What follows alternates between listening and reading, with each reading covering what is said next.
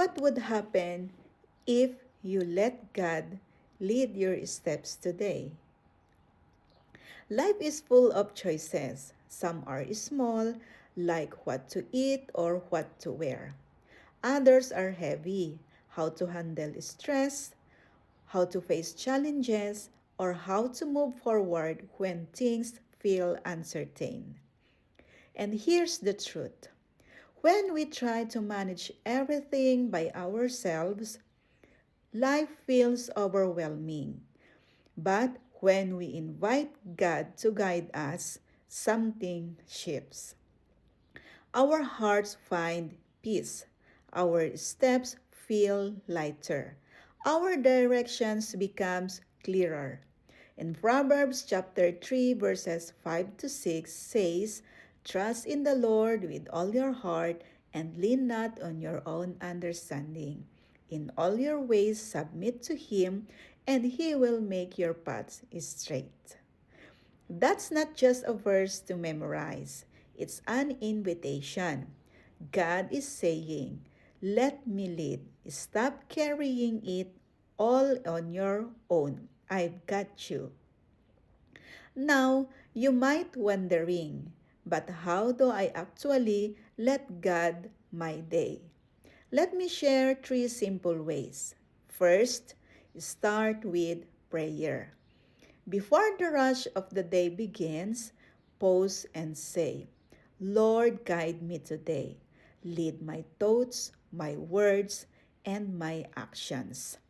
That small prayer sets the tone for everything else. Second, pause before reacting.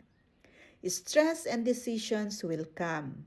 Instead of rushing, take a breath and whisper, "God, what would you have me do?" That pause opens the door for His wisdom. And third, stay open and aware. God doesn't always speak in big, in dramatic ways.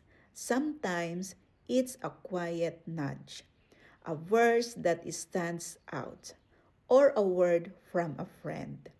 When you stay aware, you'll notice He's guiding you more than you think. When you let God lead, it doesn't mean every problem disappears, but it does mean you're not walking alone. It means you can rest knowing the one who knows the end from the beginning is walking beside you, carrying what you can and working everything out for good.